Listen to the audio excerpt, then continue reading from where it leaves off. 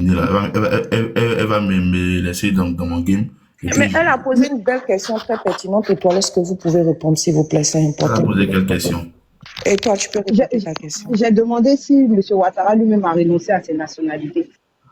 Moi, personnellement, je n'ai pas connaissance qu'il possède une autre nationalité que la nationalité ivoirienne. Et donc, c'est en réponse à ta question. Donc, on comprend, monsieur, que vous êtes de mauvaise foi. Justement, en fait, c'est ça, en fait. Ça, c'est dans votre imagination. C'est pourquoi j'ai pris l'exemple de Moué Pénina. Non, ce n'est pas de l'imagination. Mais laissez-moi expliquer. Quand je prends l'exemple de Moué Pénina, si Nina sait que moi j'ai la nationalité française, et que moi je sais qu'elle a la nationalité française, et que actuellement nous, on est juste peut-être panélistes, vous voyez. Mais si on est candidat dans la même localité, par exemple, je dirais au plateau, et que elle s'est dépassée de sa nationalité française, et qu'est-ce que moi je n'ai pas encore fait, elle pourrait utiliser ce levier contre moi pour m'éliminer de la course pour pouvoir gagner. Alors que pendant qu'elle sait que je suis en France de la nationalité française, elle va pas aller me dénoncer à l'ambassade pour dire que celui-là, il n'est plus ivoirien parce qu'il a pris la nationalité française. Je ne sais pas si on se comprend. Et donc c'est pareil. Oui, mais en Côte d'Ivoire, il y a eu des personnes qui ont dénoncé le fait que M. Ouattara ait pris des nationalités. Ils ont dénoncé, ils ont apporté quelle preuve? Parce qu'il y a eu des cas avant-hier. La Cour suprême a apporté des preuves.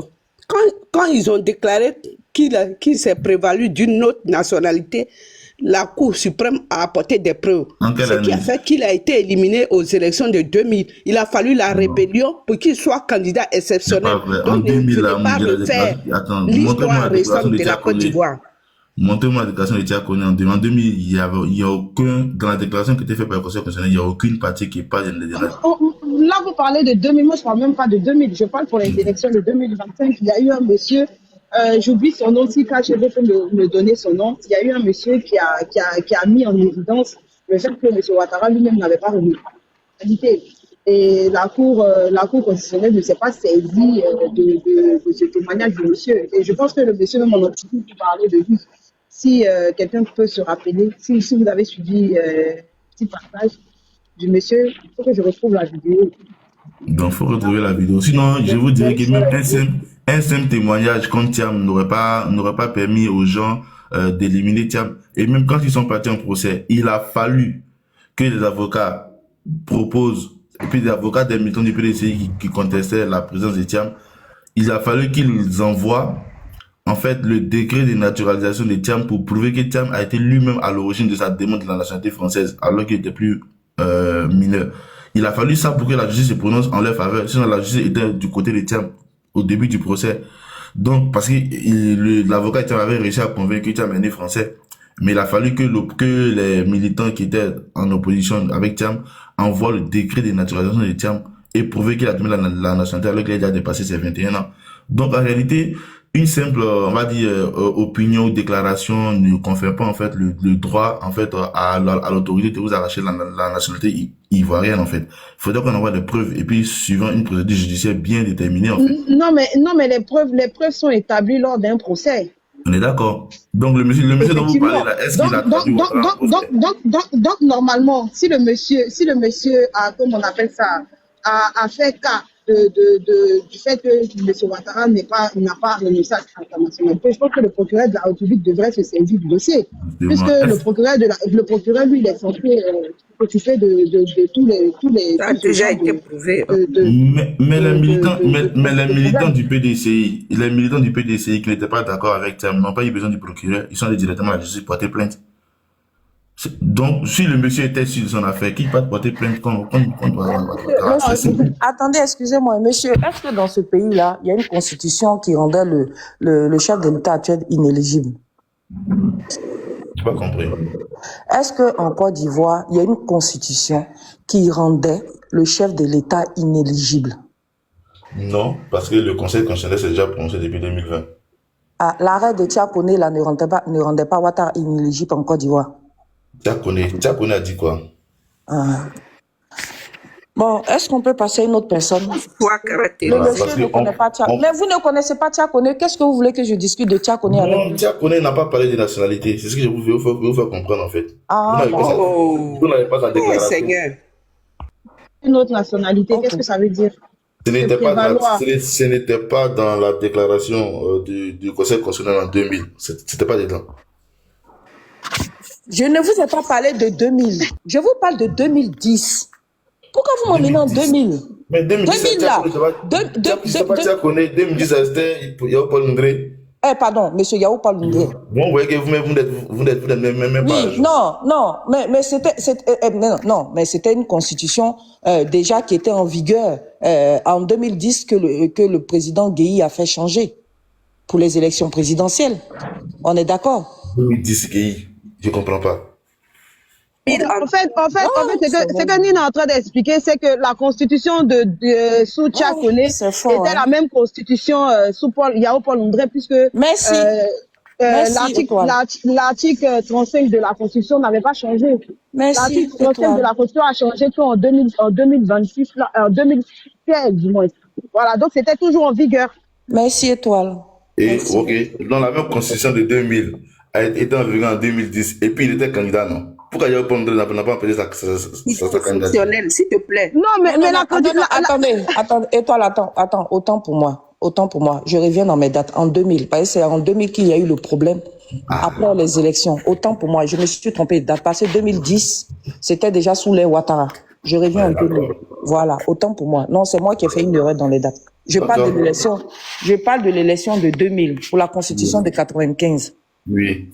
Voilà. Est-ce que cette constitution-là rendait le chef de l'État actuel éligible à une élection en Côte d'Ivoire? Ben oui, c'est pourquoi j'ai dit que Tchakone, dans sa déclaration, n'a pas dit qu'il n'est pas ivoirien. Je mène n'importe qui au défi. Mais Tchakone a dit Étoile, prévalu. Étoile, pardon. Tchakone a parlé de la prévalence d'une autre nationalité. Non. C'est pas écrit dans la décision, en tout cas. Qu'est-ce qui est écrit dans la décision? Est-ce que vous pouvez nous instruire, s'il vous plaît? Qu'est-ce qui est écrit dans la décision? Non, ils ont juste parlé de doute de la nationalité ivoirienne, c'est tout. Excusez-moi, s'il vous plaît, pour les cater. Non, ils ont affirmé sous la base de preuves factuelles. Le frère, affirmé non. Et puis écrit, là, c'est des choses différentes. Oui, pas écrit aussi, c'est ce qui est écrit. Et parce que c'était une lecture qui faisait le frère, faut arrêter ta mauvaise foi. Voilà, faut arrêter. Bonjour, Nina. Non, attendez, laissez-moi finir. Ils ont dit que la constitution... Laissez-moi finir. Voilà. Non, on va discuter, on va aller jusqu'au bout avec lui. D'accord? Permettez-nous. Je sais que l'exercice est difficile, mais on va aller au bout avec lui. C'était écrit noir sur blanc. On sort vraiment du cadre on parlait de stratégie. Non, le frère, non, on sort pas du cadre. C'était écrit clairement, parce que là, vous parlez de stratégie politique. C'est pas de stratégie politique qu'on parle? C'est de ça qu'on parle au début. Mais on est en plein dans le sujet, le frère. Ok, on y va. Parce que vous avez demandé à l'opposition de revoir sa stratégie politique. On est d'accord ou pas? Parce que ce qu'elle fait actuellement n'a pas marché. Mais le frère, laisse-moi finir mon intervention. Vas-y. Attendez une seconde. Allez-y, 1 minute, je viens. Donc, je disais que on parlait de stratégie de l'opposition. Depuis 2011, c'est la même stratégie. Soit boycott, soit violence. Et aujourd'hui, ça ne marche pas. Et donc, je me dis que il serait, en tout cas, préférable pour l'opposition de revoir sa stratégie afin de pouvoir séduire les Ivoiriens dans un premier temps. Parce que changement de pouvoir, là, ça se passe d'abord dans les... Merci, monsieur. Moi, je sais qu'en Côte d'Ivoire, d'accord, il y a une constitution qui ne permettait pas à un individu, d'accord, d'être éligible en Côte d'Ivoire, mais malgré ça, qui n'avait pas de stratégie politique, parce qu'il n'avait rien à proposer aux Ivoiriens, à part de la propagande, d'accord. J'ai des bateaux, j'ai des avions, je vais changer votre vie, je vais rendre la Côte d'Ivoire riche, il n'y aura plus de chômeurs en Côte d'Ivoire, aucun programme clair, avec des chiffres, aucun programme, que de la propagande. Je suis du Nord, on ne veut pas que je sois candidat, parce que je porte le boubou, parce que c'est de la stigmatisation, c'est de la discrimination, c'est de l'exclusion. Voilà les discours que tenait votre candidat, d'accord, avant les élections de 2000. Donc, quand vous nous dites que monsieur Ouattara, d'accord, est venu avec un programme clair et que c'est sur la base de ce programme-là que les Ivoiriens ont voté pour lui, bon, vous êtes en pleine dans la mauvaise foi, mais c'est normal, vous êtes RDR ou RHDP dont vous êtes en plein dans votre feuille de route. Mais excusez-moi. Nina, il est RDR, il nous a dit qu'il était neutre ici. Non, il n'est pas neutre. L'histoire est têtue. L'histoire est têtue. D'accord? L'histoire est têtue. Les gens ont crié ici à l'exclusion, à la discrimination, d'accord? Parce que un seul individu ne pouvait pas candidater à une élection en Côte d'Ivoire à cause de sa double nationalité et à cause du fait qu'il n'était même pas ivoirien. C'est pas moi qui le dis. C'est l'arrêt de Tiakoné. Il fallait pas se prévaloir d'une autre nationalité. Il fallait de père et de mère eux-mêmes ivoiriens d'origine. Oui, ça va être toi. Mais Nina, c'est ce que tu dis là, c'est ce qu'on vous a dit tout de suite là. Volcan, faut fermer ton micro. Non, monsieur, laissez-moi finir. Laissez-moi finir. Je vous ramène à votre stratégie. Laissez-moi finir, vous allez comprendre. Bon, non, laissez-moi parler parce que je vais perdre le plus. Tout à l'heure, à force de me poser les questions, je me suis perdu dans les dates. Laissez-moi finir, d'accord? Et après, vous allez apporter la riposte. Parce que moi, je vais aller, d'accord, dans votre argumentaire qui veut il faut que l'opposition change de stratégie.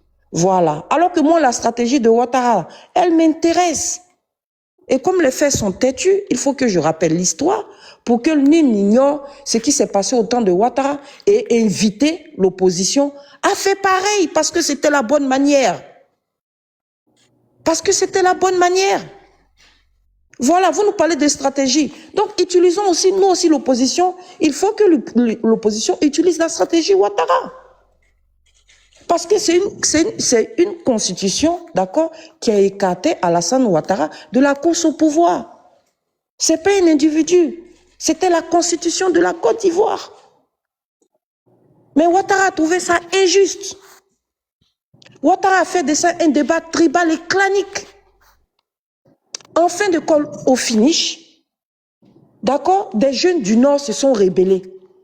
Parce qu'on leur a expliqué que, simplement, que Ouattara, parce que les autres ne voulaient pas qu'un nordiste vienne au pouvoir.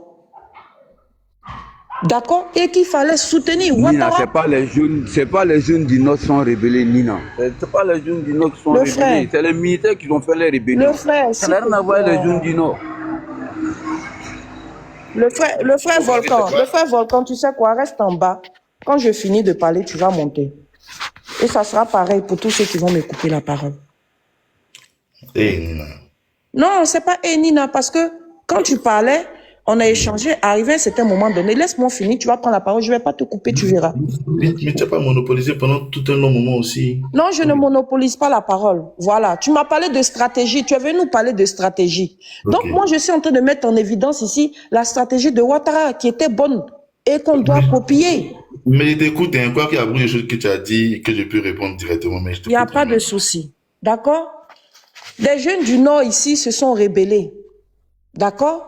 Parce que pour eux, on était en plein dans la discrimination, dans l'exclusion. J'en veux pour preuve encore le discours de, comment il s'appelle là même, ce jeune-là. Il est encore vivant, hein? Le général, là. Hein, rappelez-moi son nom. L'os. C'est l'os. Il est encore vivant. Voilà, il est encore vivant. Voilà. D'accord? Donc, on ne me dira pas que je suis en train de diffamer sur sa personne. Parce qu'il est encore vivant. Après ça, d'accord, après l'exclusion de Ouattara, Ouattara a dit, d'accord, quand il partait, nous ne reconnaissons pas, d'accord, le mandat du président Laurent Gbagbo après les élections de 2000. Il a dit. Et il y a même encore une interview qui dit, nous avons reconnu le mandat de Ouattara seulement après les accords de Makoussi. C'est le propos du chef de l'État. Donc, comme Ouattara n'a pas reconnu Gbagbo président en 2000, qu'il avait trouvé que c'était un simulacre, une mascarade d'élection et que qu'on l'avait écarté injustement de la course au pouvoir, qu'est-ce qu'il a fait? Il a rassemblé des jeunes du Nord qui étaient acquis à sa cause. Il a rassemblé des militaires frustrés du Nord, comme par hasard, qui étaient acquis à sa cause. Et puis ils ont fait un coup d'État. Et c'est à la suite d'accord, d'accord? C'est à la suite d'accord, après cette rébellion-là, que, parce que bon, évidemment, le coup d'État, il a échoué, mais il s'est mué en rébellion. Voilà. Et c'est à la suite de cette rébellion-là qu'il y a eu des accords de Makoussi, de Pretoria, de Ouaga. Et c'est à la suite de ces accords-là que Ouattara a pu seulement de façon exceptionnelle, d'accord, par un décret pris par le président Gbagbo Laurent. C'est comme ça que Ouattara est devenu candidat à une élection. Parce que Ouattara a imposé le rapport de force, d'accord, à la Côte d'Ivoire pour que sa candidature soit acceptée. D'accord, en violation même de notre constitution. D'accord, voilà la stratégie de Ouattara le frère. Donc quand vous nous dites que Ouattara est venu avec des propositions claires, je m'inscris en faux, puisque la stratégie de Ouattara a été un rapport de force imposé au président Gbagbo Laurent pour faire de lui un candidat exceptionnel. Maintenant, tu peux prendre la parole.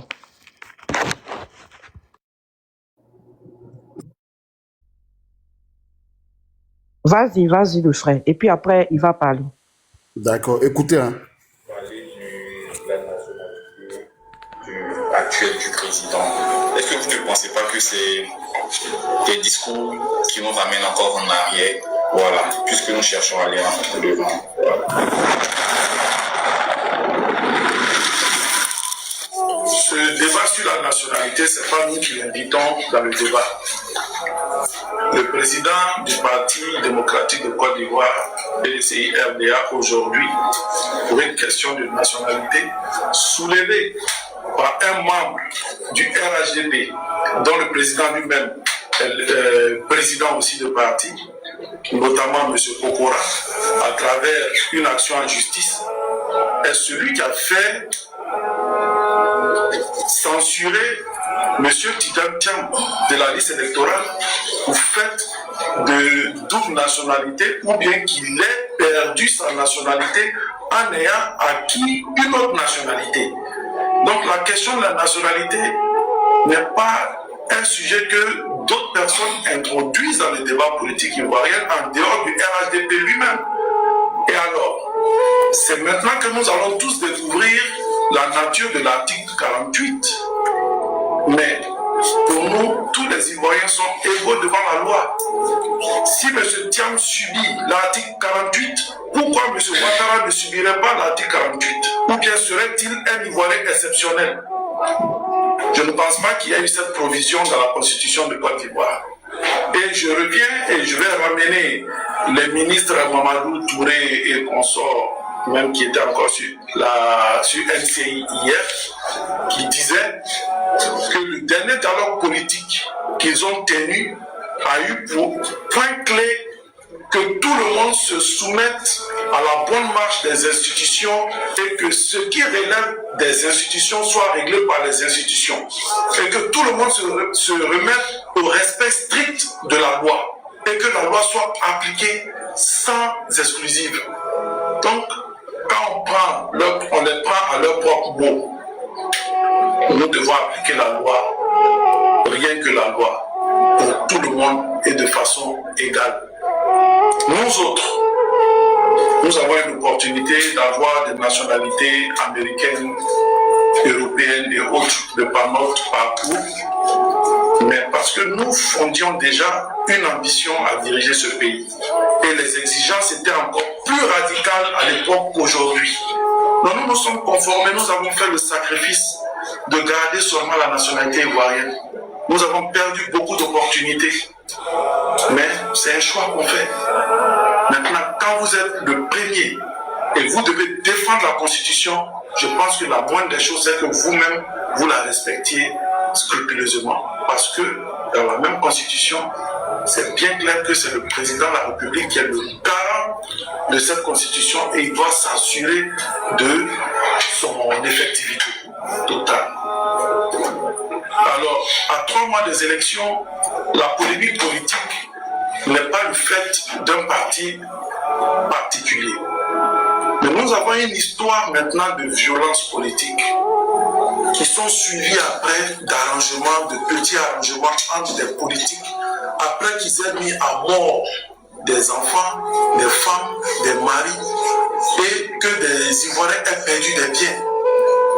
Est-ce que nous devons nous asseoir là, voir venir une nouvelle crise et laisser d'autres Ivoiriens mourir, même un seul, avant de venir nous asseoir et nous dire la vérité. Moi, je pense que nous sommes partis sur une bonne base. Et cette base-là que le RHDP a initiée peut donner à la Côte d'Ivoire une paix définitive et finale et pérenne. Ils ont décidé d'appliquer la loi, rien que la loi, sans regarder en arrière, il applique au président Laurent Gbagbo, parce que c'est ce qu'on lui rappelle chaque jour. On l'applique à Blé Goudé, on l'applique à Soro Guillaume, on vient de l'appliquer à Thiam. Pourquoi ça ne s'appliquerait pas au président Ouattara? Est-il un Ivoirien d'exception? Si c'est le cas, qu'on nous le dise. Sommes-nous toujours en démocratie? Si nous ne le sommes pas, qu'on nous le dise. Si nous ne sommes plus en démocratie, qu'ils nous informent tranquillement. On ne va pas gaspiller de l'argent à vouloir être candidat, à dépenser, à organiser nos mouvements, à avoir des coordinations régionales et investir de l'argent dans le parrainage. Vous savez combien ça coûte le parrainage? Nous avons déjà nos équipes déployées dans 21 régions. Nous sommes prêts. Mais le processus va nous coûter déjà, le déploiement, on est déjà à plus de 6 millions pour notre mobilisation. On sera à plus de 60 millions de francs CFA dépensés dans la collecte de signatures pour le parrainage seulement. Donc si nous sommes en démocratie, qu'on nous rassure. Si nous ne sommes plus en démocratie aussi, qu'on nous le dise. Pour nous autres qui n'avons d'autres choix et d'autres moyens que d'autres petites personnes et nos populations. Bon, lui qui parle là, il s'appelle docteur Ousmane Kamara. Il a saisi le conseil constitutionnel pour Ouattara pour double nationalité. La nationalité burkinabé qui s'est jamais libéré de ça. Mais ça n'a pas abouti. S'ils mentaient là, même si c'était une fausse accusation, pourquoi ils n'ont pas poursuivi en justice? Ils ont laissé, ils ont battu en touche, simplement. Ok, merci beaucoup le frère de nous avoir écouté cette longue vidéo. Non, Che Guevara, moi je pense que je crois pas que ce soit pour la nationalité burkinabé. Hein. Je pense que Ouattara a acquis la nationalité américaine et la nationalité française. Parce que comment on appelle ça, la loi qui a frappé, comment on appelle ça, Thiam parle d'acquisition de nationalité. Voilà, parle d'acquisition de nationalité, mais parle pas de comment on appelle ça, de nationalité d'origine. Ça veut dire si tu nais burkinabé. Voilà, ça parle d'acquisition. Donc c'est pas pareil. Ça, merci beaucoup d'avoir recadré ça déjà. Et puis pardon, hein. Nina, elle a recadré, mais est-ce que c'est faux? Nina, tu es ma soeur. Écoutons. Ok. C'est le problème. Non, je viens. Je vais vous prendre cas par cas. À 9h, j'allais commencer le boulot. Ok. Excuse-moi, si tu peux continuer. Est-ce que M. Ouattara il est président du RHDP? Quoi? Est-ce que M. Ouattara est président du RHDP? À l'heure actuelle, oui. Ok, merci.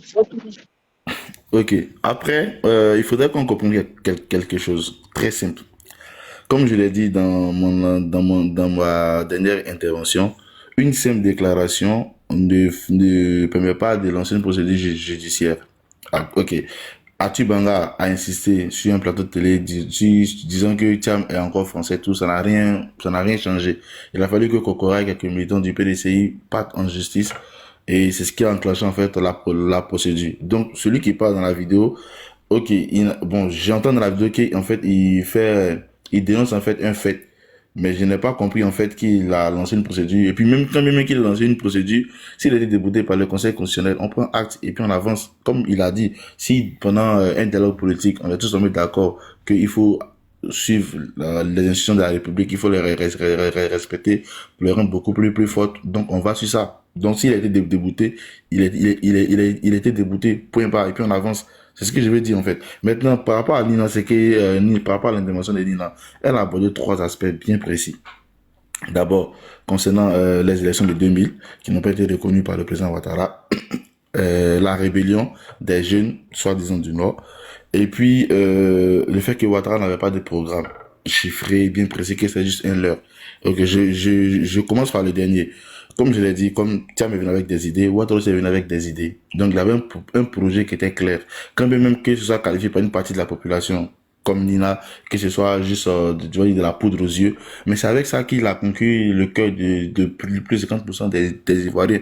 Et c'est ce que je demande à l'opposition, de construire un programme, de faire rêver les Ivoiriens, mieux que ce que Ouattara est en train de faire actuellement, pour pouvoir avoir une bonne partie de la population avec eux dans leurs projets et dans leurs visions. et ça va les aider dans le combat. Ça, c'est un. Maintenant, Ouattara avait un programme qui était chiffré. Sinon, la vidéo, elle a Dieu merci que ça a été filmé. Le face-à-face est encore sur YouTube. Donc, ceux qui ont besoin de s'assurer que Ouattara avait un programme bien chiffré, bien structuré, peuvent aller révisionner le débat face-à-face, coude à dos, sur la RTI, et ils verront que c'est ce qui a fait basculer même une grande majorité des électeurs par rapport au programme de Ouattara. Mais le face-à-face a eu lieu en quelle année, le frère? En 2010. Ah, Joe. Oui. Mais avant 2010. Avant 2010, c'était un peu comme tel que Thiam est venu, il avait des idées, il avait des... C'était ça en fait, il avait des critiques et on voit... Ah, non, c'est pas vrai. Avant 2010, oui. C'était pas une critique. Non, il critiquait pas. Il disait que la Constitution ne lui permettait pas d'être candidat. Et parce qu'il était du Nord et qu'il était musulman, on l'avait exclu. Dans un pays laïque comme la Côte d'Ivoire, parce que c'est mentionné aussi dans la Constitution, sur la laïcité. Attends. La parole, hein. Non, mais on te coupe la parole parce que tu fais de la mauvaise foi. Alors que Nina a dit beaucoup de choses sur lesquelles je n'étais pas d'accord, mais je n'ai pas réagi. Ok, d'accord. Pardon. Après lui, tu vas prendre la parole. Vas-y, le frère, on te coupe plus, tu as raison, pardon. Disons que c'est parce qu'il est... En tout cas, moi, jusqu'à preuve du contraire. Mon frère, s'il te plaît. Les gens n'ont qu'à tapoter. Vous ne tapotez pas le lait va se couper. Hein? Il faut tapoter. Nina, comment tu vas? Donc, vas-y, mon frère. Donc, jusqu'à preuve du contraire, toutes les déclarations que vous avez imputées au président Ouattara, je n'ai pas encore vu, en tout cas de façon formelle, la déclaration tant que telle, que ce soit par vidéo ou bien par... Je crée que des faits, en tout cas des faits de grain en fait, comme on le dit en Côte d'Ivoire. Voilà, je n'ai pas encore vu. Et donc, pour revenir à ce que je disais, donc Ouattara avait un programme bien structuré. Ah, c'est vrai qu'il y a eu le problème de on m'empêche d'être candidat. Ça, je ne nie pas du tout. Hein. Il y a eu ça. Et même le président Koudou le disait qu'il a pris l'article 35 ou je sais pas, c'est l'article 36, si je ne me trompe pas, l'article exceptionnel pour lui permettre d'être candidat. Ça a permis de résoudre en tout cas cette partie de plainte que l'opposition avait, notamment le RDR. Donc ça, c'est quelque chose, c'est un fait. On avait vécu ça. On peut pas le nier. Donc il était candidat. Maintenant, outre le fait qu'il s'est plaigné qu'on l'empêche d'être candidat, il avait des propositions, il avait des choses qu'il avait réalisées en tant que Premier ministre, et puis des choses qui promettaient aux Ivoiriens. Quand même Kelina ait qualifié ça de la poudre aux yeux, mais c'est ce que je demande aux yeux à l'opposition ivoirienne, de proposer quelque chose qui fait rêver les Ivoiriens mieux que ce que le RHB propose aujourd'hui. Et ils verront qu'ils seront suivis. Aussi simple que ça. Mais si tu ne proposes rien, que tu proposes que de la brutalité, de la violence, la majeure partie de la jeunesse aujourd'hui n'a pas envie de ça. Et c'est pourquoi je parle de stratégie. Donc Ouattara avait un programme qui était bien structuré. Pour ceux qui veulent s'en convaincre, qui n'est pas très visionné, le face-à-face entre le président Gbagbo et le président Ouattara qui a eu lieu en 2010. Et ils verront qu'il avait un programme qui était bien chiffré. Maintenant, parlant de la rébellion, je pense qu'on va pas se faire de la mauvaise foi. Ce n'est pas la jeunesse, on va dire, du Nord qui s'est rébellée. C'est pas vrai du tout. Quand bien même que, voilà, il y avait des plaintes qui venaient des gens du Nord par rapport à une forme de tracasserie routière qu'on avait avec les forces de l'ordre, qui avaient aussi leur justificatif, mais qui ne justifient pas leurs actes. Mais quand même, la rébellion, ce sont les militaires. On est tous d'accord que c'est les militaires ivoiriens qui ont fait la guerre de Centrafrique sous le président Bédié, qui n'ont pas été rémunérés, qui ont fait la mutinerie, qui a conduit, on va dire, au coup d'État de 99. C'est une partie de ces militaires-là qui a fait la rébellion. Et le commandant qui l'a fait, c'est Ibé. Donc, on sait que c'est les militaires. Il n'y a pas eu de rébellion au sein de la population. Il n'y a pas eu de guerre populaire en Côte d'Ivoire. Il n'y a pas eu de guerre d'ethnie ni de religion en Côte d'Ivoire. Ça, c'est quelque chose qu'il faut reconnaître et qu'il faut saluer. D'ailleurs, la population ivoirienne est mature de ce point de vue-là. Il n'y a pas eu de guerre de religion. Il n'y a pas eu de guerre d'ethnie. C'est que une crise militaro-politique qu'il y a eu en Côte d'Ivoire. Quand même que les gens ont essayé d'opposer des ethnies, mais ça n'a pas allé plus loin que ça. Et ça, il faut saluer le peuple ivoirien pour ça, sinon on n'en serait pas là aujourd'hui. Donc, il faudrait qu'on soit clair, la rébellion, c'est pas les jeunes du Nord, c'est une partie de l'armée ivoirienne qui s'est rébellée contre le pouvoir. Point barre. Maintenant, pour les élections de 2000, oui, tu as dit que Ouattara dit qu'il ne reconnaît pas la victoire du président Laurent Gbagbo et autres. Ok, je suppose qu'il a dit ça vraiment, quoique je ne crois pas forcément, mais ça fait partie de la politique. Quand les gens ils perdent les élections, mais quand ils n'y participent pas, bah ils ne reconnaissent pas la victoire tout de suite de celui qui a été élu. Donc je suppose que ça a été fait. Lui et le président Bédi et tout n'ont pas reconnu la victoire du président Laurent Gbagbo après être élu. Ok. Après ça, qu'est-ce qui s'est passé? Il y a eu les élections législatives décembre 2000. Après les élections présidentielles de octobre. Qu'est-ce qui s'est passé? Si on ne reconnaît pas la victoire du président Laurent Gbagbo et qu'on estime qu'il était mal élu et qu'on ne connaît pas son pouvoir, on ne peut pas participer aux élections législatives qu'il organise après la présidentielle. Et c'est le même cas qu'il y a eu en 2025, quand le président Gbagbo dit que non, c'est tout le coup, mais essaie de repousser la date. Mais en 2000, là, c'est pareil qu'il a fait. Quand il a été élu en octobre, il a organisé les élections législatives en décembre 2000.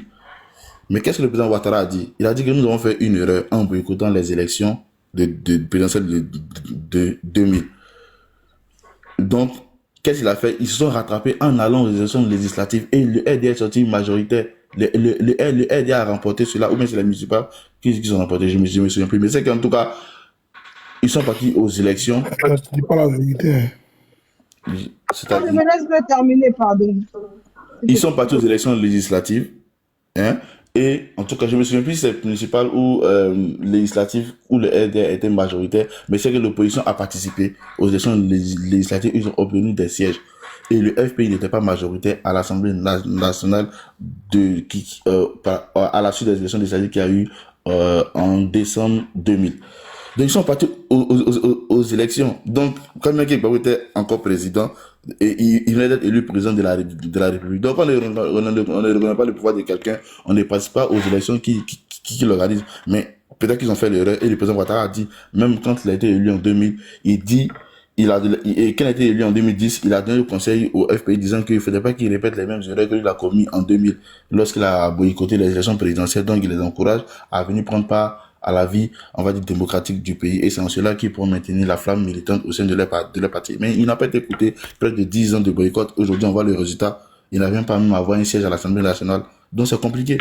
Donc, en gros, pour te déconstruire sur les 3 points que tu as évoqués, Ouattara avait un programme bien chiffré. La rébellion, c'était qu'au niveau, une partie de l'Amérique s'est rébellée contre le pouvoir en place.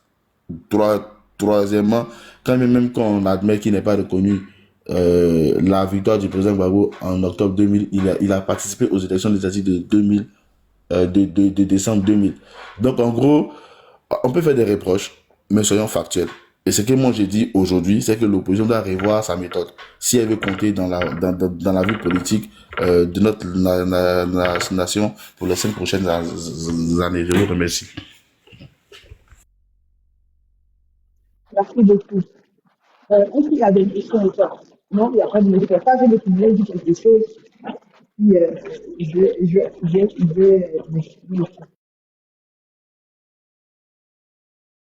Étoile, on ne t'entend pas. Hein. Je ne sais pas où tu es, mais on ne t'entend pas. Le frère, déjà même dit que vous avez la majorité présidentielle, c'est faux, le frère. Voilà, nous avons tous assisté ici aux élections présidentielles de 2025. Si élection y a eu lieu, on a assisté, malgré que l'opposition ne participait pas, malgré que, je veux dire l'opposition significative, hein, bien évidemment, ne participait pas, d'accord?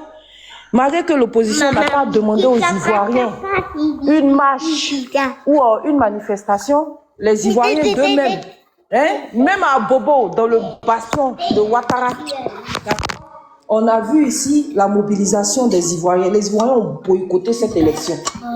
Voilà. Donc, quand tu parles déjà comment on appelle ça?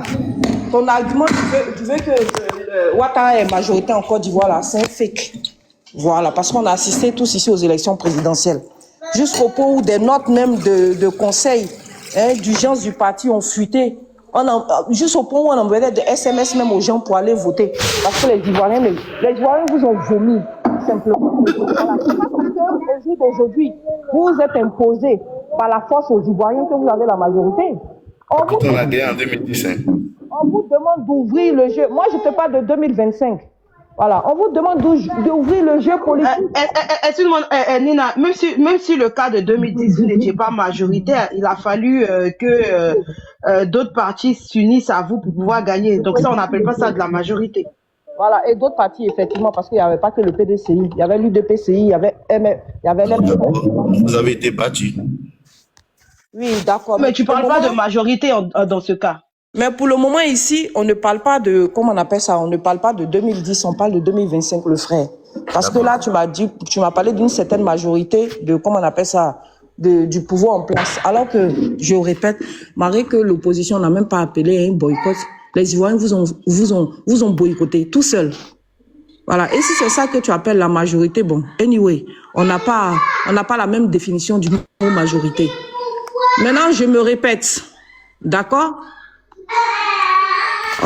Étoile, prends la parole, je vais gérer mon petit là, c'est compliqué. On est d'accord que quand, par exemple, on est d'accord que le président de 2025 là, s'il n'y a pas d'enjeu majeur, les militants du RHB pourraient dire, ok, bon, notre candidat a gagné, on sort pas. Donc c'est normal qu'on les mobilise pour aller voter, malgré que il n'y a pas forcément de poids en face, tu vois.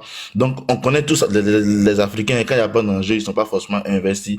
Donc quand on envoie des SMS, quand on peut chercher les gens pour aller voter, c'est normal, parce que le but ici c'est d'avoir un taux de participation assez élevé pour pouvoir en tout cas mieux être crédible aux yeux en tout cas des Ivoiriens et même de la communauté internationale. Donc il n'y a pas de mal à inviter les militants à aller voter et à les encourager.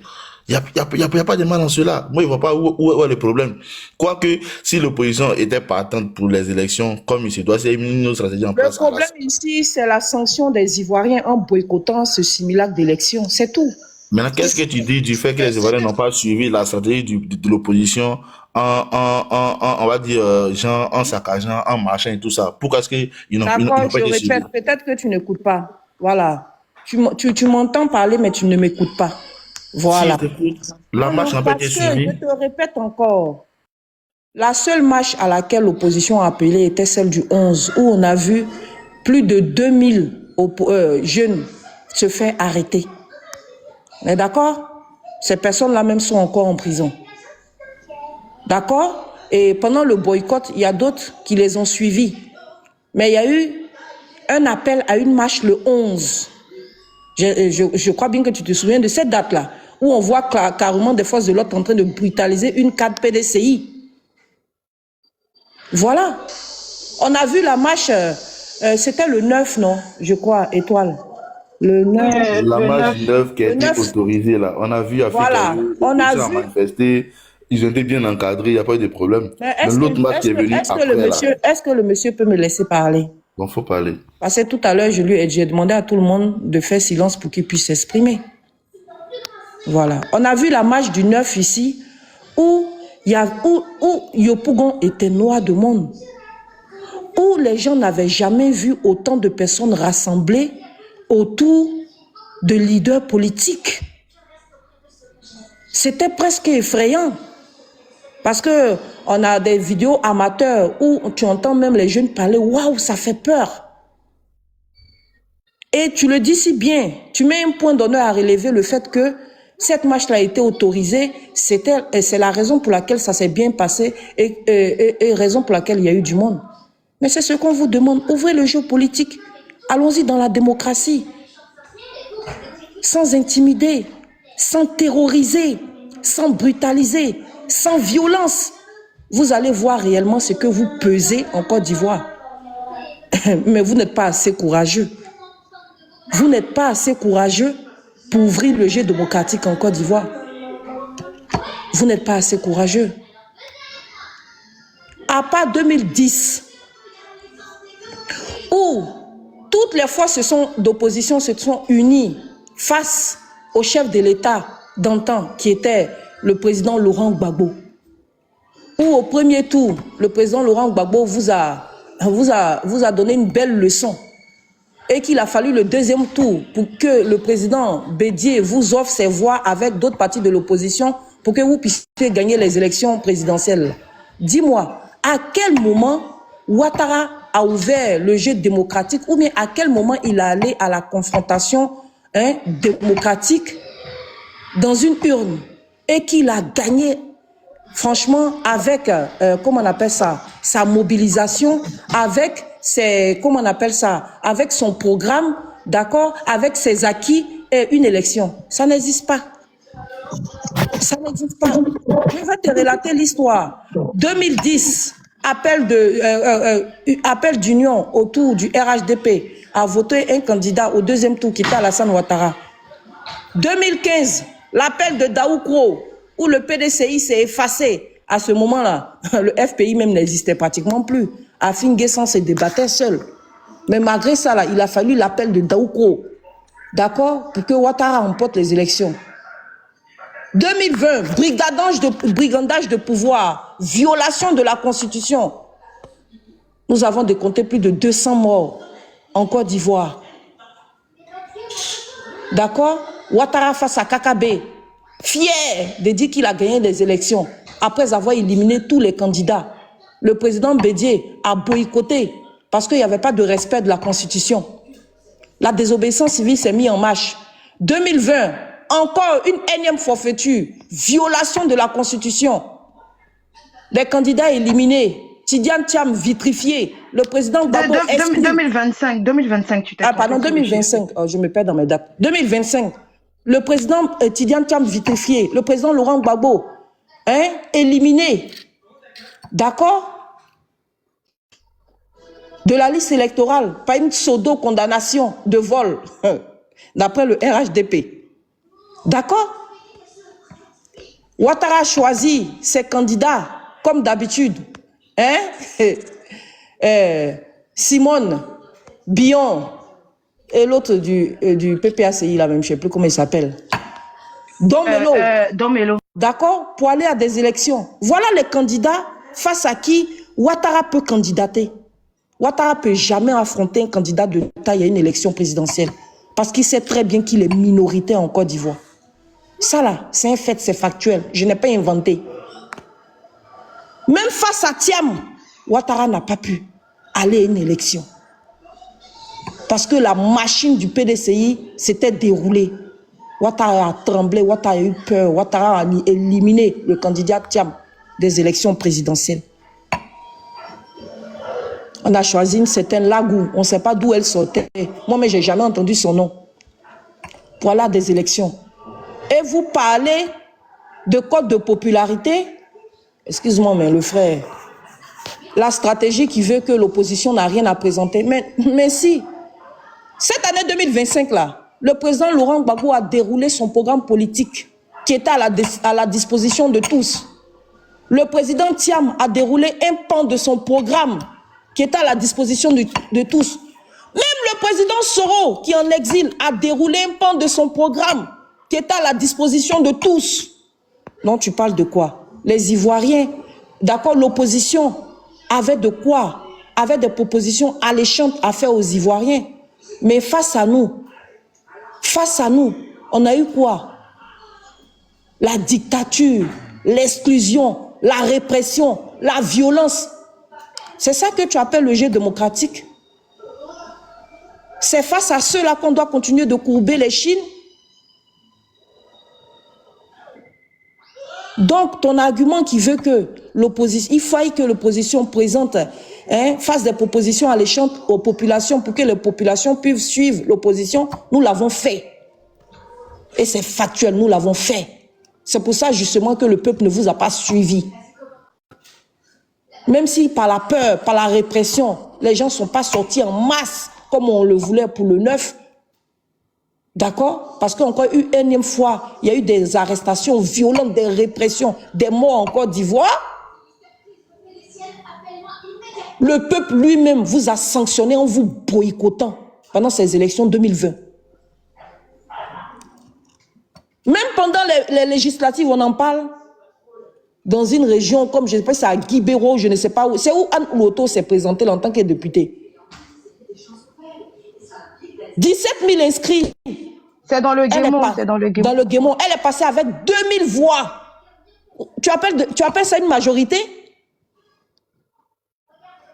Tout ce qu'on vous demande, c'est d'ouvrir. Et en plus, elle a fait 6 sur 6. Hein. Sur 6 candidats, ils ont tous gagné. Hein. 6 sur 6 dans le Guémon. On vous demande simplement d'ouvrir le jeu démocratique, pas de faire la politique politicienne. Ok, merci beaucoup. Il faut D'accord, on peut faire une motion. Moi, je vais faire une motion. Pardon, je vais dire une petite chose. Et puis, Non, mais le frère Ibi, c'est Ibi, non, on t'a pas encore donné la parole et puis je t'ai pas encore dit que j'ai fini.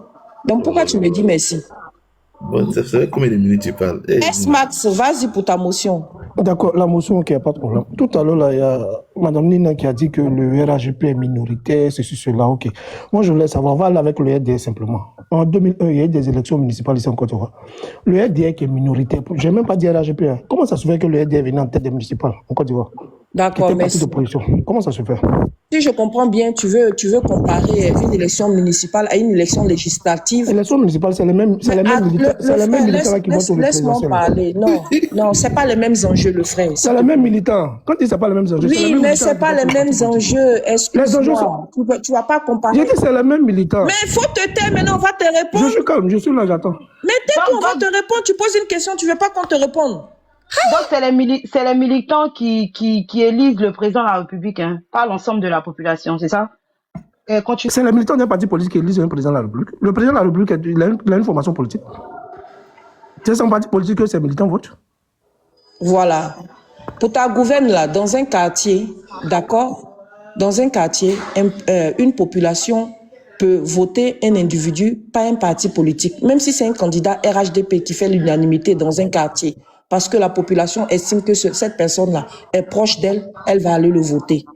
Mais ici, on te parle des enjeux où des gens vont représenter la population avec des lois, où des gens ont un pouvoir. On vous parle de pouvoir. On vous parle de pouvoir exécutif et du pouvoir législatif. D'accord? C'est là où se trouvent les enjeux réels. D'accord? Et si tu m'avais dit que le RHDP avait gagné les législatives, j'allais te dire vraiment... Non, on n'est pas aux élections, c'est pourquoi. Parce qu'on a boycotté, c'est tout simplement. Ah ben... on n'a pas boycotté la municipale, là. Comment ça se fait qu'on est venu en tête? Fallait y aller, hein. On a boycotté, c'est tout. Le président de l'Assemblée nationale, il a lui-même... Oui, mais le frère, on ne peut pas construire l'avenir si des ondes... Mais je dis, c'est déjà fini. Maintenant, j'ai dit municipal où on n'est pas dit là. Comment ça se fait qu'on est venu en tête? Oui, mais les municipales, ce n'est pas les mêmes enjeux. Je viens de t'expliquer. Mais non, si ce n'est pas les mêmes enjeux, quand tu es venu parler législative, là, c'est les mêmes enjeux aussi avec la présidentielle. Ben oui, les législatives, c'est le même enjeu parce que les députés ont un pouvoir. Mais avant le pouvoir là même, là, ça peut faire quoi devant un président de la République? L'exécutif est plus puissant que le pouvoir parlementaire. Tu sais ça au moins, non? Non. Se passer du pouvoir parlementaire. Non. On me dit c'est quel pouvoir plus puissant que le pouvoir exécutif? Qu'est-ce que j'entends? Monsieur, ferme ton micro. C'est vous-même la même. Ferme ton micro. Ferme ton micro. Dégage. Il ne sait même pas de quoi il parle. Il ne sait même pas de quoi il parle. On est un robot. On dirait un vrai idiot. Est-ce que je peux intervenir? Vous des incultes. Vous des incultes de tout. C'est l'hôpital qui se fout de la charité. Vous des incultes. Vous des incultes. Elle a donné les autres d'incultes. Waouh. Non, mais depuis même moi, je n'ai pas parlé encore. Mais j'avais la parole avant qu'elle... Non, tu n'avais pas la parole. Tu as fini ton temps de parole et elle a pris une motion. Parce qu'on t'a laissé... Elle a fait son temps de parole, c'est moi qui avais une motion. Oui, mais non, elle a eu son temps de parole. Tu as eu ton temps de parole. J'ai même demandé à KGB de te laisser terminer parce qu'on devait répondre. Donc, tu as eu ton temps de parole. Oui. Elle était la dernière à parler. Elle est en train de faire une motion. Même moi, j'étais en train de parler, mais comme j'étais dehors, il fallait que je rentre à la maison pour parler. Voilà. Donc, il faut te calmer. Tu es là, nous. On va parler doucement, hein, tu comprends? Te calmer. On peut s'y calmer. Oui, Cham, fermez-toi. Mais vas-y. Sur la question du pouvoir, quand il dit que l'exécutif a plus de pouvoir que le pouvoir législatif, c'est pas totalement vrai. Parce que dans une démocratie, normalement, le pouvoir là, c'est le peuple. La souveraineté, c'est le peuple. Donc le peuple là délègue une partie de son pouvoir à l'exécutif qui l'applique. Mais en même temps, le peuple aussi délègue une autre partie de son pouvoir au pouvoir législatif qui aussi l'applique. Donc le législatif, en gros, il est, on va dire, le gendarme du peuple auprès de l'exécutif. Donc, l'exécutif n'a pas plus de pouvoir que le législatif. C'est pour ça que, comme on appelle ça au Sénégal, par exemple, Macky Sall n'a pas pu faire un coup de force. Macky Sall était l'exécutif, mais le pouvoir, comme on appelle ça, législatif et le pouvoir, comme on appelle ça, constitutionnel, a mis en place son veto, judiciaire du moins, a mis en place son veto de sorte à ce que monsieur Macky Sall ne puisse pas, comme on appelle ça, forcer. Parce que les lois qui sont votées à l'Assemblée nationale ne permettent pas aux candidats à l'exécutif de pouvoir briguer des mandats à non point fini. Donc, on ne peut pas venir ici dire que le pouvoir législatif n'est pas puissant et que le pouvoir exécutif est beaucoup plus puissant que le pouvoir législatif. Tous les pouvoirs sont puissants. Voilà. C'est sauf que il y a comment je peux appeler ça, dans chaque compartiment, ils ont leur domaine bien précis à eux. Mais le pouvoir exécutif n'est pas au-dessus de la loi. Et toi, pardon, permets-moi. Permets-moi, s'il te plaît. Non, le frère, pardon. Le pouvoir législatif, le frère, c'est le pouvoir parlementaire. D'accord? C'est ceux-là même qui votent les lois. L'Assemblée nationale ou le Sénat. On est d'accord? Le pouvoir exécutif, c'est le gouvernement qui exécute les lois. Tu comprends? Le pouvoir exécutif, c'est le gouvernement qui exécute les lois. Et le pouvoir judiciaire, d'accord, c'est l'autorité judiciaire qui contrôle, si vous voulez, ou bien qui permet le bon fonctionnement des lois et qui permet le bon fonctionnement de l'application des lois. D'accord? Donc, toutes ces lois-là sont très importantes. Et chacune dans son domaine joue un rôle bien clé. Même si, comment on appelle ça, même si le pouvoir exécutif est le pouvoir, si vous voulez, suprême, mais les deux autres pouvoirs sont tout autant importants. D'accord? Ils sont justement parce que le président seul ne peut pas avoir tous les pleins pouvoirs. Raison pour laquelle dans une république, les pouvoirs sont partagés. Et chacun, dans leur domaine, joue un rôle important dans ce pays. D'accord? Sinon, il n'aurait pas de dans un pays, pardon. Sinon, il n'aurait pas de pouvoir. Il n'aurait pas de pouvoir, comment on appelle ça? Il n'aurait pas de pouvoir législatif ni de pouvoir judiciaire, le frère. D'accord? Bon, je comprends qu'en Côte d'Ivoire, le pouvoir exécutif est tout puissant, puisqu'il piétine le pouvoir, comment on appelle ça, le pouvoir législatif, et il piétine le pouvoir judiciaire. Donc, c'est normal que tu crois. Le frère, laisse-moi finir. Non, Bitignon, ça c'est un fait. Non, tu ne peux pas dire que le pouvoir exécutif piétine le pouvoir législatif. Si, c'est ce qui se passe en Côte d'Ivoire, le frère, pardon. Oh, laisse-moi parler, pardon. Ce que tu ne comprends pas, c'est que le pouvoir législatif, là, le pouvoir ceux qui sont au pouvoir exécutif, ils sont majoritaires. Dans une démocratie, normalement, le législatif prime sur l'exécutif. D'accord? Mais même dans les plus grandes démocraties ici, Bitignon, on a vu ici avec la France, chaque fois que l'exécutif, chaque fois que le législatif doit voter une loi, d'accord? Excuse-moi. Non, je parle pas de toi, ferme ton micro, je parle avec Bitignon en bas. Ou mais quand comment on appelle ça? Quand le législatif doit voter d'une loi, qu'est-ce qui se passe? Le pouvoir exécutif sort l'article, comment on appelle l'article là même? L'article quoi là même? L'article 43 de la Constitution. 49.3. Pardon, l'article 49 de la Constitution.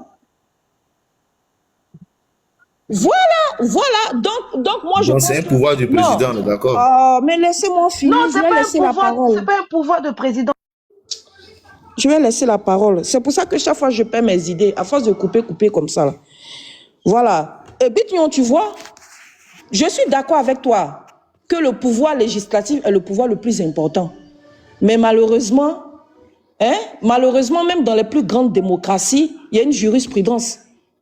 Et ici, c'est le 49.3. Parce que le 49.3 ferme carrément les portes du pouvoir législatif. C'est pour ça que souvent on dit le pouvoir exécutif est le pouvoir le plus puissant. Et puis malheureusement, c'est un fait. Pour moi, le pouvoir le plus puissant dans une démocratie, c'est le pouvoir judiciaire. Ça, c'est moi. Ça, c'est ce que moi je pense. C'est le pouvoir judiciaire. Parce que le pouvoir judiciaire est là pour permettre le bon fonctionnement de l'État et pour permettre la bonne application des lois et des règles. Parce que un juge peut mettre le haut là, d'accord, à un président. C'est comme en France, même s'ils ont le 49-3, un juge peut mettre le haut là à Macron. Pourtant, le 49-3 ici est au-dessus du pouvoir législatif. Voilà. Donc, pour moi, dans une démocratie, le pouvoir le plus important, c'est le pouvoir judiciaire. Monsieur, bon, ça, c'était pour répondre à Bitignon. Monsieur Ibbi, ou je sais pas ton nom, là, Rocambolès, vas-y. Je vais aller rapidement. Non, mais c'est à mon tour de parler. Après 2 minutes, là, je ne pourrai plus parler. On peut plus intervenir. Permettez-lui de... Après, vous allez intervenir. Si vous permettez-lui de finir et puis vous allez... de descendre du live à partir des 30. Donc, j'ai dit rapidement que le pouvoir exécutif est détenu par une équipe gouvernementale, pas un parti au pouvoir. Si le parti au pouvoir est majoritaire à l'Assemblée, là, on peut pas dire qu'ils piétinent l'Assemblée. Ils sont majoritaires, donc c'est forcé que la loi passe sans problème. Ici en France, parce qu'on utilise le 49-3 parce qu'on n'est pas majoritaire à l'Assemblée nationale. Malgré nos alliances politiques, on n'est pas majoritaire, donc on oublie d'utiliser le 49-3. Encore des fois, on est majoritaire là. Pourquoi on va nous dire qu'on piétine l'Assemblée nationale? C'est pas vrai du tout. Donc, il faudrait qu'on sache faire la part des choses. Maintenant, on a eu ce débat, alors qu'en amont, il avait parlé d'ouverture de débat démocratique. Bon, là, il voit qu'on a gêné des sujets, mais ce n'est pas grave. Je veux juste rappeler à Nina que... Je dis, pourquoi vous mettez des députés en prison malgré leur immunité parlementaire en Côte d'Ivoire?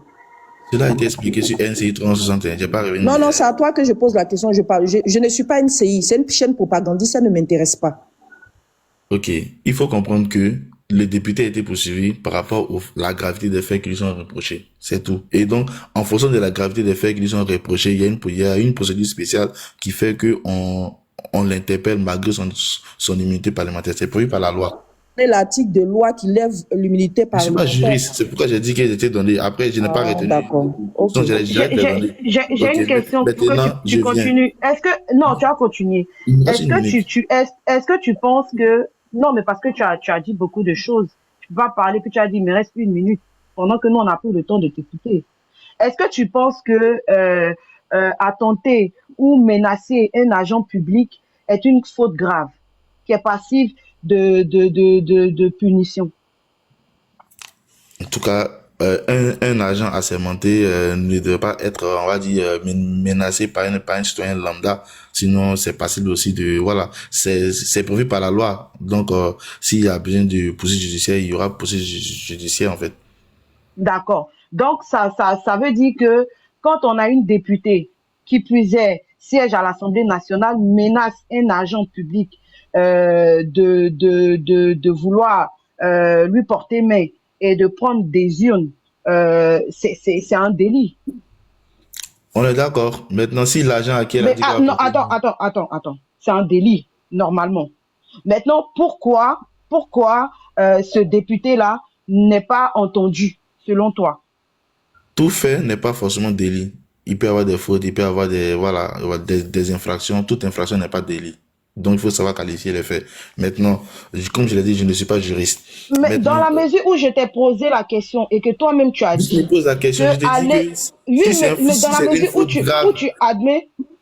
Oui. Ah ouais, vas-y, c'est bon. Non, c'est bon, vas-y. Si c'est une faute grave, à la personne à qui ou à l'agent à qui elle a dit qu'elle allait porter main, s'il porte plainte contre elle là, elle sera poursuivie. Aussi simple que ça. S'il porte pas plainte là, bon, qu'est-ce qu'on peut dire à celui qui est, si celui à qui on a causé du tort, n'a pas porté plainte. En bas, il dit tiens. Celui à qui on a causé du tort là, s'il n'a pas porté plainte là, qu'est-ce que moi, Ibi dans ma position ici, je peux faire. Je peux rien faire. Mais s'il porte plainte et puis sa plainte n'a pas été entendue bien, il n'y a pas eu suite, là on peut se poser des questions. Tu vois un peu. Donc pour le député Bredoumi, il y a quelqu'un qui a porté plainte. C'est qui? Le député Bredoumi, comme je l'ai dit, les faits qui lui sont reprochés. Non, avant de parler de faits, c'est parce qu'il y a eu une plainte, n'est-ce pas? Donc, c'est le procureur de la République qui s'est saisi en fait de ces déclarations. Donc, pourquoi le procureur de la République ne se saisit pas ici aussi, vu que là, il y a eu un cas flagrant? Je peux faire une motion là. Mais, oui, Doomlove. Pourquoi le procureur ne se saisit pas ici? Vu qu'il y a eu un cas flagrant. Non, mais étoile finale. La question que tu lui poses là, il ne va pas répondre. Je vais laisse-moi juste une minute et puis je te laisse la parole. Je te donne la précision réelle parce que tu défends le pouvoir en parlant de l'histoire de Brendoumi. Brendoumi n'a pas été poursuivi par un citoyen lambda. Il est poursuivi par des actes dont l'État lui reproche. Mais en réalité, en tant que député, quand tu parles de l'immunité parlementaire, qui élit le président de la République? C'est le peuple. Qui élit encore le député? C'est le même peuple. Alors, quand la législation est différée, s'il y a une législation normale, parce que tu ne parles pas ici de la loi normale, mais quand tu parles de la loi normale, du moment, la jeune fille, la sœur Nina a dit tout à l'heure que dans une démocratie vraie, c'est la justice qui est l'incarnation réelle même de la vérité. Mais en réalité, c'est vrai.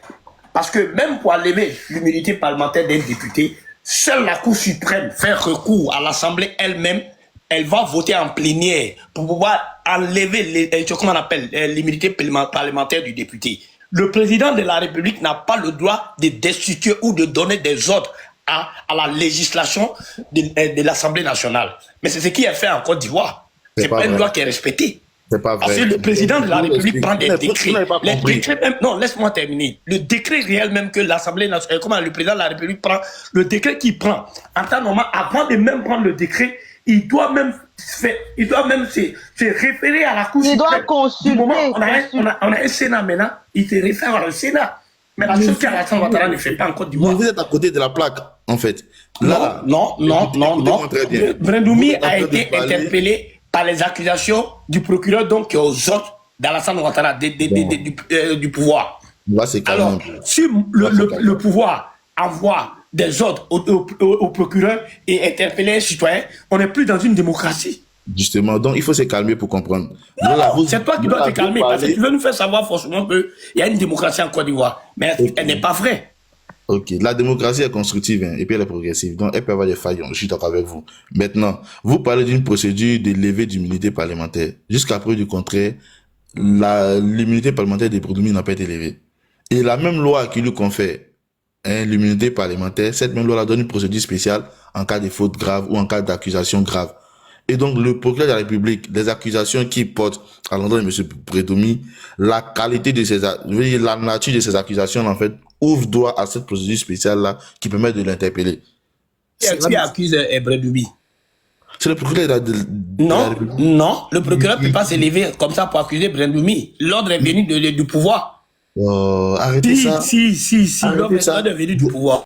Vraiment. Non, mais en fait, il veut démontrer ici le caractère de s'auto-saisir d'une situation du procureur. Mais pourquoi le fait de s'auto-saisir là, comme on appelle ça, ça dépend des personnes. Quand c'est les personnes qui sont dans l'opposition, le procureur, il est prompt à s'auto-saisir des dossiers. Mais quand c'est des personnes qui sont au sein du RHDP, le procureur, il est très nonchalant pour s'auto-saisir des problèmes. Donc ça, c'est un sentiment que vous avez, je vous le concède. C'est normal, parce qu'en réalité... Non, c'est pas un sentiment, c'est des faits. On peut en citer encore pléthore. Mais je peux vous en citer des militants de RHGP qui ont dit qu'ils allaient prendre la machette pour quiconque allait faire le trou par eux, ils allaient répondre par la violence. Ils étaient envoyés à la MACA avant les élections présidentielles. Il y a plusieurs militants de RHGP qui ont...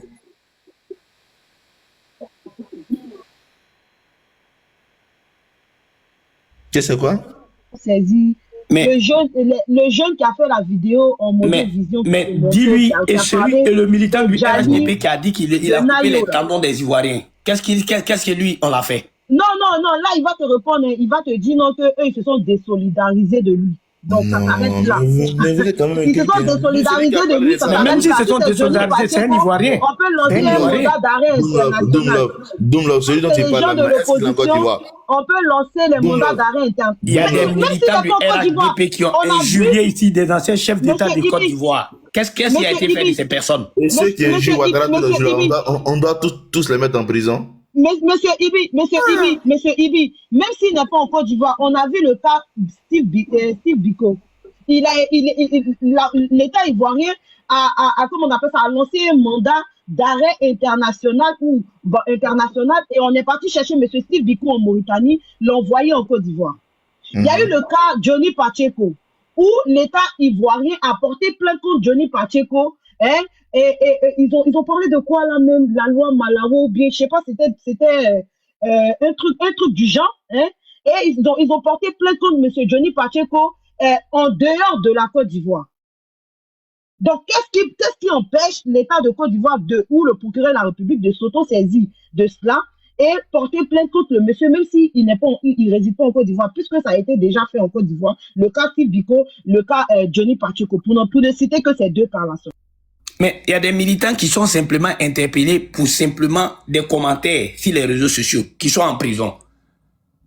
Des citoyens ivoiriens qui ont été arrêtés après avoir fait seulement un simple commentaire sur les réseaux sociaux. Il y en a plein en prison. Qu'est-ce qu'il en dit de cela? Et les militants du RHDP qui ont incriminé, qui ont même injurié des anciens chefs d'État en Côte d'Ivoire, qui sont actuellement en Côte d'Ivoire, qui ont même demandé la mort de certains chefs, de certains représentants des anciennes institutions de notre pays. Parce qu'il y a un militant du RHDP qui a demandé la mort du président Guillaume Tibafori Soro. Actuellement, ce dernier, il vit. Il n'a jamais été interpellé.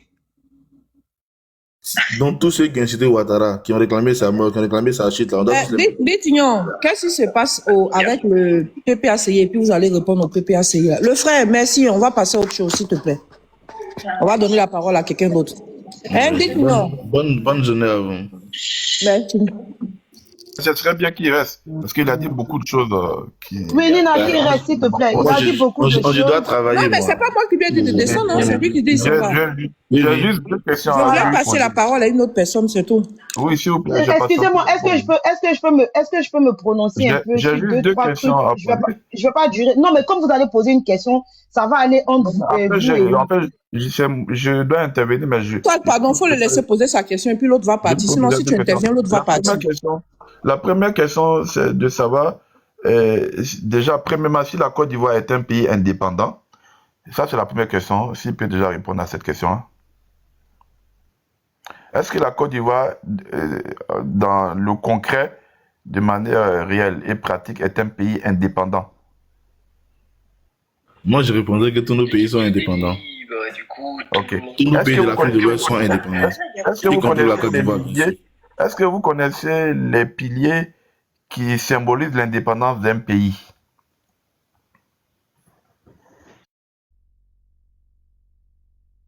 Ok, c'est pas grave, je vais vous répondre. Donc, pour qu'un pays, j'arrive, il n'y a pas de problème, je vais vous répondre rapide. Bon, ok, la première chose, un pays est indépendant quand le pays est souverain dans les piliers qui font fonctionner le pays. Donc, le premier pilier de l'indépendance d'un pays, c'est l'indépendance territoriale, l'indépendance politique, l'indépendance militaire, l'indépendance économique. Donc, si je prends le volet économique, la Côte d'Ivoire utilise une monnaie qui s'appelle le franc CFA et que tout le monde sait, parce qu'on a eu beaucoup de développement là-dessus, qui appartient à un autre pays, donc qui est la puissance coloniale française. Donc, c'est un levier essentiel de l'indépendance d'un pays. Donc, nous utilisons une monnaie qui n'est pas à nous. Ça, c'est déjà un signe que nous ne sommes pas totalement indépendants. Ensuite, sur l'économie réelle elle-même, bon, quand on prend le port d'Abidjan, c'est-à-dire que c'est la vitrine ou la force de l'économie ivoirienne, c'est le port d'Abidjan. Donc, le port d'Abidjan, c'est une infrastructure qui est gérée par la France, par le biais donc de Bolloré jusqu'à récemment. Ça a été racheté par une compagnie italienne suisse. Donc, le port mais Bolloré est toujours actionnaire. Donc, notre port ne nous appartient pas. L'aéroport d'Abidjan, qui est aussi un édifice stratégique, même en termes de sécurité nationale, l'État ivoirien possède que 10% de l'aéroport d'Abidjan. Donc, c'est Aérea et son partenaire technique et juste, c'est eux qui gèrent l'aéroport d'Abidjan. L'État ivoirien possède que 10% de l'aéroport d'Abidjan. Sur le volet militaire, donc, nous avons ce qu'on appelle des accords militaires, mais on a vu ce que ça vaut et qui autorise justement à des puissances étrangères d'avoir des bases militaires qui sont installées dans nos territoires. Et parlant des ports, sans oublier, le port de San Pedro est géré par les Libanais. Le secteur du cacao, qui est aussi un pilier de l'économie ivoirienne, est globalement géré par les Libanais et par les entreprises françaises. Et la plupart des grandes entreprises industrielles qui gèrent tout ce qui est cacao, et même d'autres secteurs de l'industrie ivoirienne, c'est géré par des non-ivoiriens. Donc, en termes de capacité économique, nous ne sommes pas un pays indépendant. Et à partir de cet état de fait-là, comment on peut prétendre faire de la politique dans une colonie? Depuis quand les colonies, depuis quand des esclaves peuvent faire de la politique? Donc, on n'est pas indépendant. Le frère, c'est fort quand même, hein, esclave. Mais en fait, quand on est colonie, c'est que tu es esclave sur place. Parce que l'esclavage, par exemple, outre-mer, que ce soit aux États-Unis ou dans les îles, ce sont des Noirs qui sont déportés et qu'on fait travailler gratuitement. Mais quand on vous fait travailler gratuitement sur place, on appelle ça une colonie. Et c'est la même chose. Donc, que ça soit en déportation ou sur place, on reste toujours des esclaves. Donc, nous sommes des esclaves tant que nous ne sommes pas indépendants. Parce que on voit, et personne ne peut le nier, que la Côte d'Ivoire est gérée par la France. Ce sont les symboles français qui sont visibles dans tout Abidjan. Ce sont les entreprises françaises qui sont partout à Abidjan. C'est la France qui gère l'aéroport, le port. C'est la France qui a les banques, qui a la monnaie. Donc, tous ces symboles de souveraineté d'un pays sont contrôlés par la puissance coloniale. C'est pas la France aussi qui gère notre armement. C'est la France qui gère l'armement via justement les accords militaires, mais en réalité, qui sont des décisions qui nous sont imposées. D'ailleurs, il faut lire ce qu'on appelle le pacte de l'impérialisme, non, le pacte colonial, pardon, dans lequel, et qui est toujours en vigueur. Parce que tant qu'on n'a pas rompu les accords, donc nous sommes soumis à cet accord-là. Donc, c'est ce qu'ils appellent les accords coloniaux, là. Justement, nous avons l'obligation exclusive de commander nos équipements militaires uniquement avec la France. Attends, le frère, attends. Ibi, tu es descendu, c'est pas cool, hein? Voilà, tu as parlé, le frère est en train de te parler, tu descends, tu prends même pas la peine de l'écouter, tu dis je vous remercie pour le débat. La prochaine fois, tu vas venir, tu vas monter ton maudit. Vas-y. Oui, c'est pour ça que depuis tout à l'heure, j'aurais bien voulu interagir, parce que en fait, il dit, c'est des gens qui répètent ou qui brassent de l'air, qui font du vent, mais qui est creux. Parce que, donc, c'est comme si vous voulez, vous êtes dans un scénario de film, mais vous avez aucun contrôle sur le film parce que c'est le scénariste qui écrit tout, sur le réalisateur qui met en scène tout l'événement. Donc vous êtes en fait un peu comme des marionnettes qu'on tire, on envoie à gauche, à droite. Donc vous avez aucune décision, vous n'avez pas votre avis à donner. Et c'est pour ça que ça fait rire quand les gens parlent de politique dans une colonie. Puisque, en réalité, c'est que nous sommes soumis à l'autorité d'une puissance étrangère.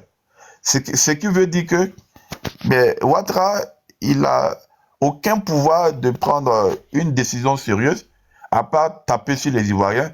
Mais quand il s'agit, je ne sais pas, par exemple, donner des marchés, donc c'est-à-dire que confier des gros marchés à des grosses structures et autres, là vous allez voir tout de suite que les Ivoiriens vont être exclus. Parce que c'est pas en réalité lui qui choisit les acteurs, c'est la France qui lui impose. Même les ministres qui sont dans le gouvernement, on lui donne peut-être la possibilité de choisir 2-3 ministres. Mais sinon, tout le reste des ministres, ça c'est la France qui les choisit en fait. Parce que nous sommes sous l'autorité de la France, puisque nous sommes toujours une colonie. Donc quand les gens parlent de Patrick Hachi et autres là, tout cela, ce sont des serviteurs qui défendent les intérêts des Français.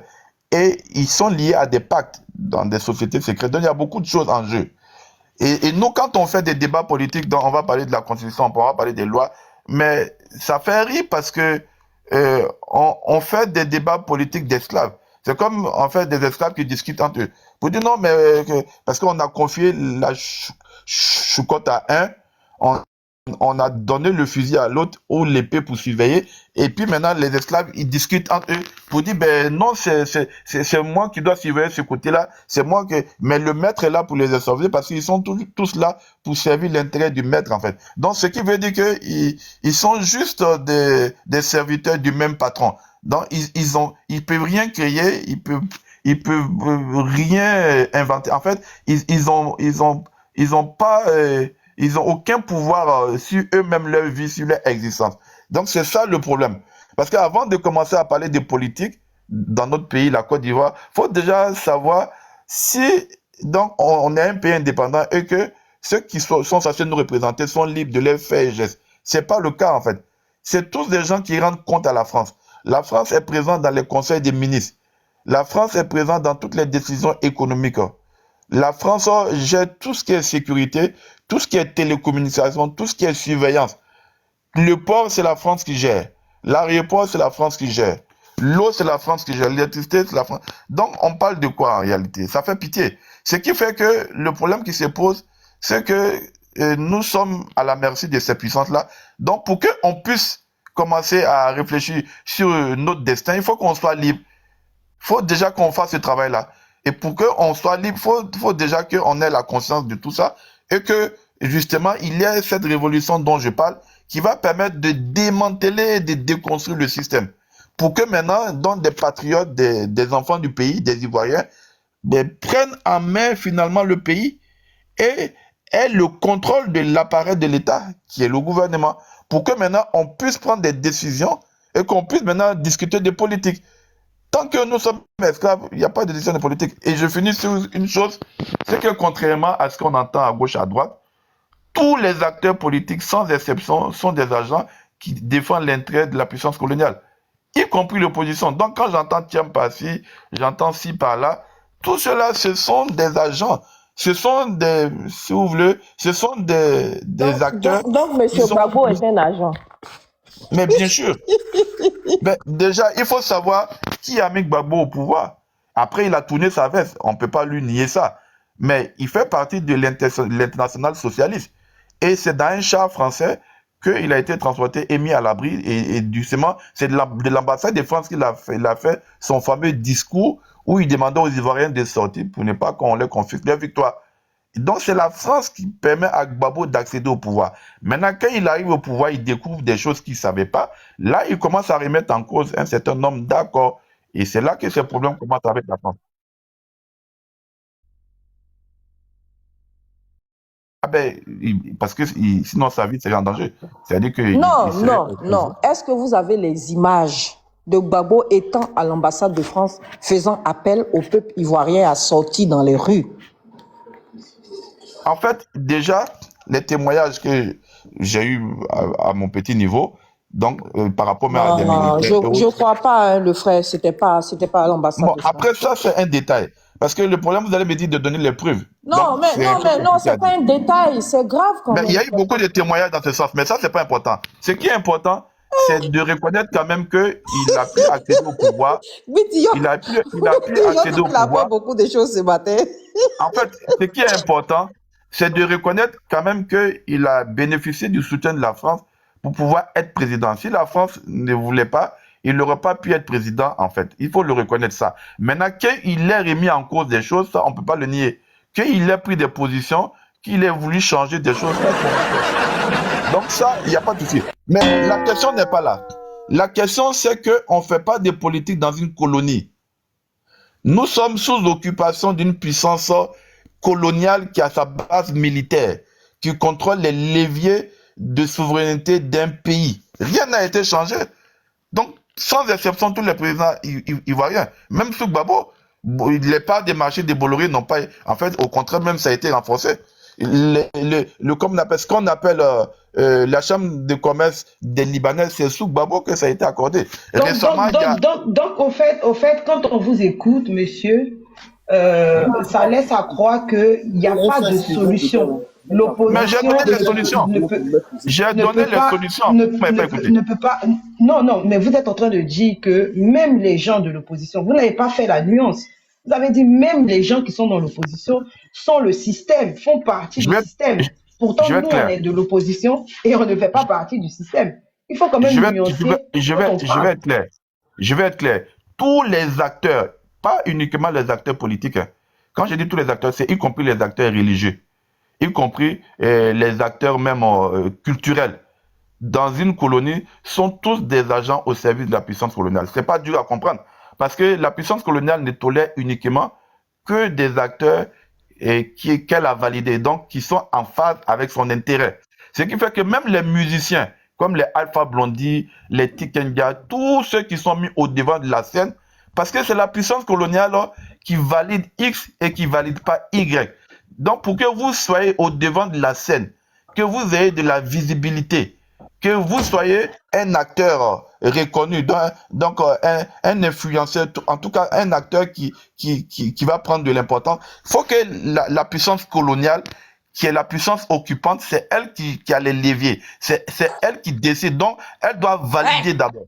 Ce qui fait que tous les acteurs, tout court, que ce soit acteurs politiques, que ce soit acteurs économiques, acteurs, même les religieux, tous les acteurs religieux là, que ce soit les prêtres, les pasteurs, les imams, tous ceux-là, ils sont au service de l'agenda de la puissance coloniale.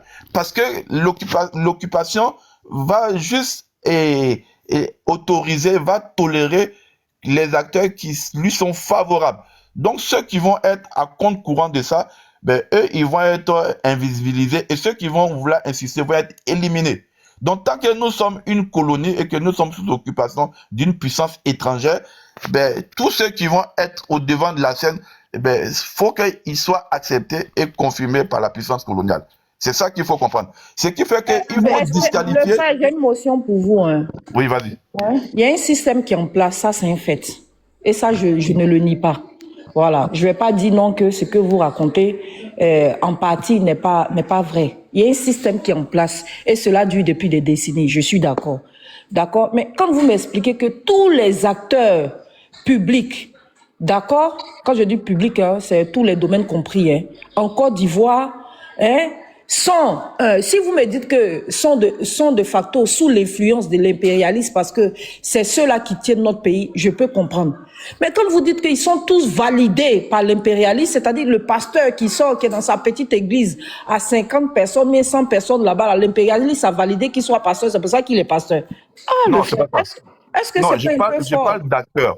En fait, je parle d'acteurs significatifs. Le petit pasteur du quartier qui est incognito, en fait, il n'a aucun impact. Je parle de ceux qui sont mis au devant de la scène. Et en fait, que le système là, c'est parce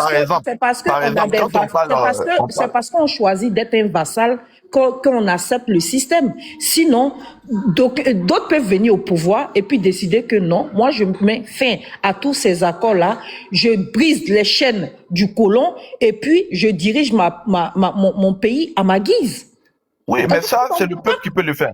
Aucun acteur, je dis pas qu'il n'y a pas des gens honorables, dignes, ça existe. Mais sauf que ceux-là, par rapport à la puissance... Mais au Burkina, là, le peuple a fait que... c'est vrai que le peuple s'est levé, mais il a fallu que des militaires prennent leurs responsabilités. Exactement, vous avez compris. Au Mali aussi, pareil. Au Mali, c'est les militaires qui ont pris, comment on appelle ça, les devants. Vous avez compris. Au Niger aussi, c'est comment on appelle ça, c'est M. Tchani. Donc, si je comprends bien, ces militaires-là étaient dans le système, puisque ils ont été validés, apparemment pour vous, ils ont été validés par nos colons. Hein? Non, c'est tout le contraire. Parce que vous avez dit ici que nul ne peut venir au pouvoir s'il n'a pas été validé par le colon, parce que tous ceux-là sont dans le système. Mais en fait, il faut bien écouter. C'est-à-dire que c'est le peuple qui doit définir et qui doit choisir celui qui va dans le sens de son intérêt. Et comme le peuple, s'il n'est pas informé, il n'est pas éduqué, ce qui va faire qu'on va le manipuler. Donc, on va continuer à mettre des vassaux qui travaillent Mais moi, je contre vais le vous peuple donner un exemple. Au de terrain. Niger, il Donc n'y a pas maintenant, eu une l'exemple, j'arrive révolution. à l'exemple Non, du le frère, Burkina au et Niger, il l'exemple n'a du pas eu Mali, une c'est un très bon exemple. révolution. Le Parce que frère, au justement, Niger, c'est le peuple au qui Niger, il permet. n'a pas eu une révolution. D'accord? Un beau matin, on a appris que le président Tchiani a pris le pouvoir et c'est à la suite de cela que le peuple a suivi. Le Mali et le Burkina Faso, ça c'est d'autres exemples. D'accord? C'est d'autres exemples. Mais vous ne pourrez pas dire que tous nos hommes influents en Afrique sont influencés par l'impérialisme et que c'est l'impérialisme qui donne leur... Sinon, le président Gbagbo n'aurait pas sauté. Sinon, le président Laurent Gbagbo n'aurait pas sauté. C'est pour ça que je suis en partie d'accord avec votre analyse, mais pas complètement, parce qu'il y a beaucoup d'erreurs dans ce que vous dites. Non, c'est parce que vous n'avez pas bien compris, sinon il n'y a aucune erreur. Regarde, parce que quand vous êtes sous l'occupation d'une puissance coloniale, ce qui veut dire que vous êtes formaté, vous êtes façonné. En fait, vous vivez selon le modèle que la puissance coloniale vous impose. Donc, vous allez parler sa langue, vous allez adopter sa culture, vous allez adopter sa constitution. Donc, ce qui va faire que la vie même du pays en question va être selon la culture, selon la volonté, le bon vouloir de la puissance coloniale. Donc, ça, on retourne dans la jeunesse de notre histoire, là. Donc, mais bien sûr, puisque nous sommes le résultat du passé. Et quand vous allez dans les pays anglophones, vous allez voir qu'ils ont un système qui est anglo-saxon. Donc, ce qui fait que depuis que nous sommes justement dans cette réalité-là, dans cette occupation-là, et que nous sommes toujours des pays sous domination de puissance coloniale, ce qui fait que on est toujours lié par rapport au système. Donc, c'est le système qui continue à contrôler et à gérer toute la vie de la nation. Et donc, les éléments qui sont en place sont les éléments qui sont contrôlés et gérés par le système. On parlait des Libanais qui font partie d'un échiquier du système. Mais il y a tout un ensemble d'éléments. Donc, c'est tout un réseau. C'est toute une architecture, en fait. Ce qui va faire que le pays... on vous a compris. Moi, j'entends ce que vous dites. Mais quand vous dites que le pays est influencé par un système qui nous colonise, c'est un fait. Mais quand vous dites que tous les acteurs politiques, d'accord, sont sous emprise de ce système-là, sont validés par le système, ou même tous les acteurs influents, c'est là où je m'inscris en faute dans vos propos. Bon, vous-même, vous allez comprendre, c'est facile. Hein. Citez-moi... Il y a des exceptions. On peut parler de Mamadou Koulibaly pour le cas de la Côte d'Ivoire. Mais à part Mamadou Koulibaly, par exemple, citez-moi un seul acteur politique ivoirien qui remet en cause le franc CFA. Citez-moi les acteurs politiques ivoiriens qui mettent Mamadou Koulibaly. Mais ne pas, excusez-moi. Non, mais là, vous avez... Étoile, est-ce que je peux finir? Ben justement, c'est pour ça. Oui, mais c'était à mon tour de parole. On a dit de lui laisser poser des questions après. Non, mais Étoile, vous avez passé toute la nuit à parler. Permettez aussi à des nouvelles personnes qui viennent de parler un peu. Donc là, vous allez voir qu'il y a quand même des... Je suis montée ce matin, hein. J'étais pas là, je suis montée à 6 heures. Citez-moi un seul acteur politique qui me remet en cause justement la question libanaise. Bon, monsieur, finissez en 1 minute, elle va prendre la parole. Donc, il y a des indices déjà qui permettent de se faire une petite idée, qui permettent de comprendre réellement qui est au contrôle. Et si vraiment on a des acteurs ou pas. Donc, il n'y a pas d'acteurs indépendants, j'ai pas d'acteurs majeurs. Là, on a pris les exemples du Mali, du Burkina et autres, justement, parce que c'est justement au peuple de faire le travail pour démanteler le système.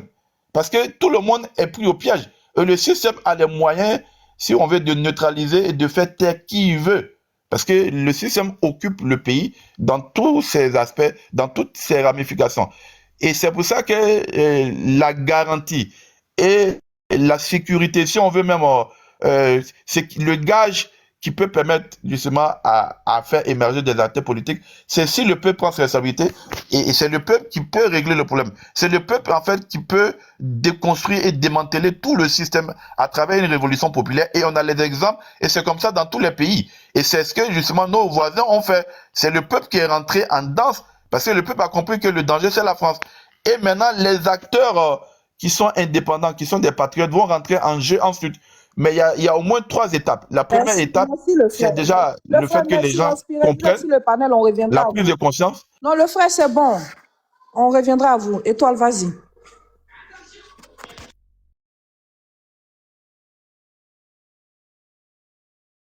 Ah non, mais il peut terminer. Hein. Il peut terminer, c'est bon.